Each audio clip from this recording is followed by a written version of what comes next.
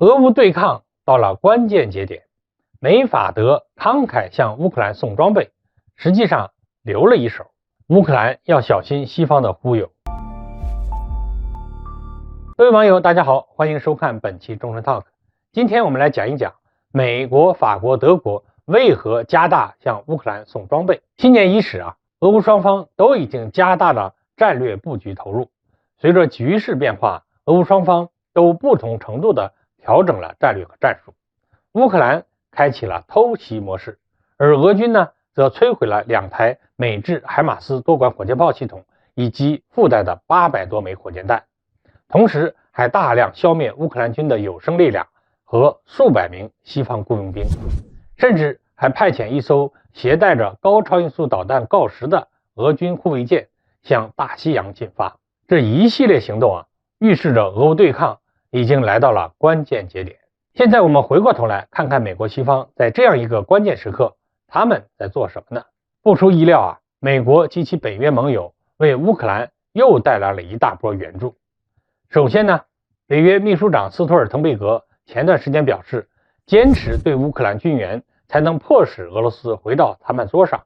意思就是北约国家只有不断向乌克兰提供军备，在军事上彻底打败俄军，才能迅速实现俄乌停战。显而易见他说的这番话其实就是在鼓动那些对援助乌克兰产生动摇的北约成员国。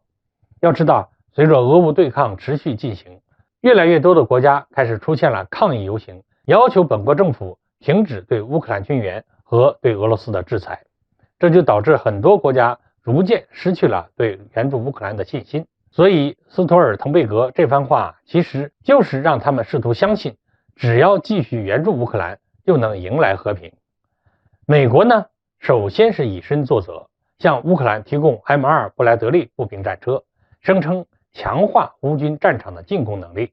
与此同时呢，法国也宣布将向乌克兰提供 AMX-10 RC 装甲战车。紧接着德国也宣布准备向乌克兰提供步兵战车和爱国者防空导弹。看这架势美法德似乎是要助乌军一臂之力，对俄军实施最后一击。但只要我们往细处深究就能发现西方阵营的慷慨只是浮于表面。就拿美国的布莱德利步兵战车来说，虽然它的越野机动性优秀，车载火力也强，对炮弹破片以及轻武器的火力防护效果也是比较好，但是它型号老旧，研发时没有考虑到爆炸装置的威胁，容易受到俄乌战场大量地雷的攻击。也就是说美军自己都要将其淘汰了，这款战车在俄乌冲突中发挥的作用可能是极其有限。法国即将向乌克兰提供的轻型坦克同样也有弊端，前装甲防御力量薄弱，仅能抵挡23毫米的炮弹，火箭筒就能将其轻易击穿。美法所有的这些武器装备能在俄乌战场发挥多大的作用，仍旧存疑德国虽然承诺会向乌克兰提供一套爱国者防空导弹，但普京也说了，俄罗斯有信心将其彻底摧毁。我认为普京没有说大话，俄罗斯通过侦察卫星、地面侦察部队等情报手段定位爱国者的部署地点，再用远程导弹进行精确攻击，将其摧毁还是能够做到的。所以种种迹象都在表明，美法德疯狂军援乌克兰，摆出一副力挺的模样，实际上还是留了一手。